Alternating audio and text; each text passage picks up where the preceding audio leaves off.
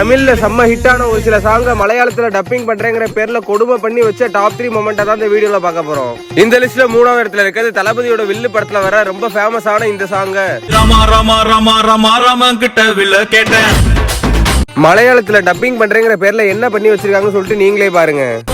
ஆமாங்க ஆமாங்க சேலம் மாங்க ஆமாங்க 1.5 கிலோ 10. என்னடி இது?